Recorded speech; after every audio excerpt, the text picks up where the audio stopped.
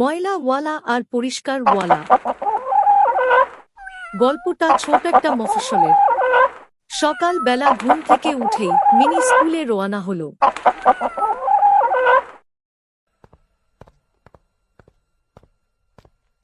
Mini তাদের স্কুলে class 4 এ পড়ে। বাড়ি থেকে স্কুলের দূরত্ব হেঁটে গেলে মাত্র 5 মিনিট লাগে।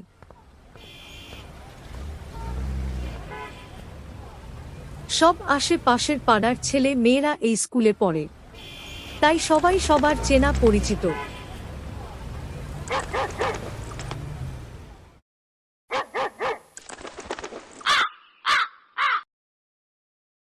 টিফিন টাইমে মিনি দেখল রবিন স্কুলের সামনের গাছতলায় বসে বসে চিপস খাচ্ছে।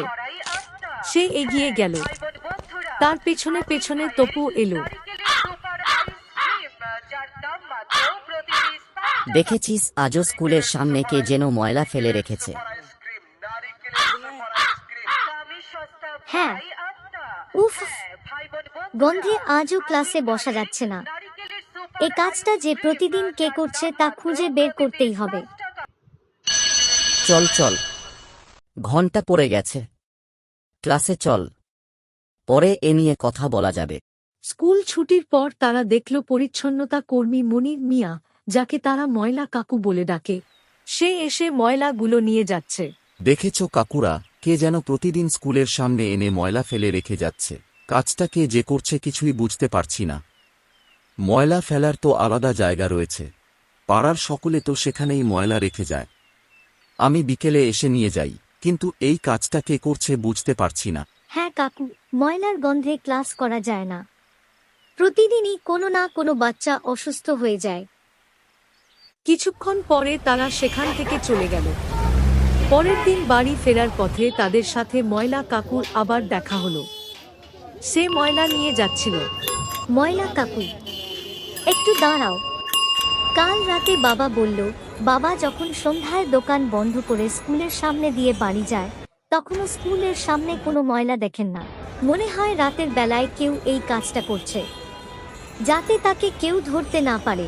সেদিন স্কুলের দপ্তরি কে বলে মনির মিয়া রাতের বেলা স্কুলের ভেতরে ঢুকে অন্ধকার ছায়ায় দাঁড়িয়ে দেয়ালে বাইরে সজাগ দৃষ্টি রাখল।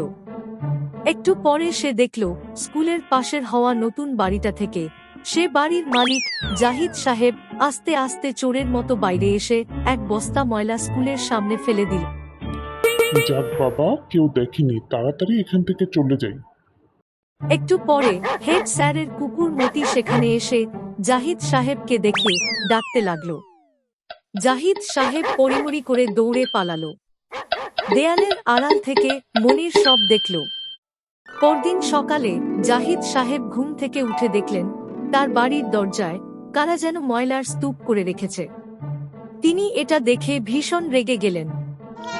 বলি, এটা কি ভদ্রলোকের পাড়া? এই কাজটা কে করলো শুনি? এ সময় সেখানে মনির মিয়া উপস্থিত হল।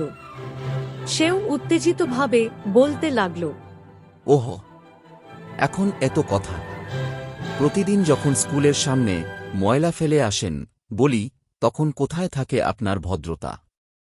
এই ময়লা আমি ফেলেছি আপনাকে শিক্ষা দেবার জন্য। এমন সময় বাচ্চারা সে পথে স্কুলে যাচ্ছিল। তারাও দাঁড়িয়ে এই দৃশ্য দেখতে লাগল। মিনির দাদু মিনির সাথে আজ যাচ্ছিলেন। মিনিকে স্কুলে দিয়ে তিনি বাজারে যাবেন বলে। মিনির দাদুকে পাড়ার সবাই খুব মানে। তিনি এগিয়ে এসে মনির মিয়াকে জিজ্ঞেস করলেন, কি হয়েছে মনির মিয়া?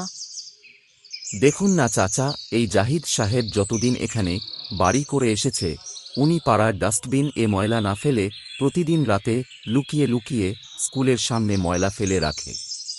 বাচ্চারা ময়লার গন্ধে অসুস্থ হয়ে যায়। আমি কাল রাতে নিজের চোখে দেখেছি। ফেলেছি, বেশ করেছি। আরো ফেলবো? এত দূরে ডাস্টবিনে ময়লা ফেলতে যাবে কে শুনি? জাহিদ সাহেব, এ কেমন কথা বলছেন?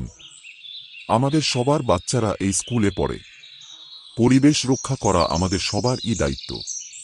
আমরা সবাই ডাস্টবিনে ময়লা ফেললে আপনিও ফেলবেন। না হয় আমি পাড়ার সবাইকে বলে দেব প্রতিদিন সবার বাসার ময়লা আপনার বাসার সামনে এনে ফেলতে।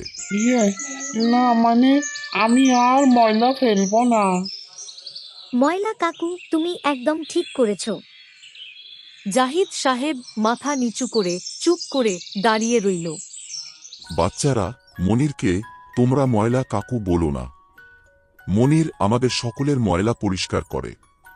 ও হলো পরিষ্কার ওয়ালা। ময়লা ওয়ালা তো আমরা। ওকে তোমরা পরিষ্কার কাকু ডাকবে। হ্যাঁ হ্যাঁ, আমরা পরিষ্কার কাকুই ডাকবো।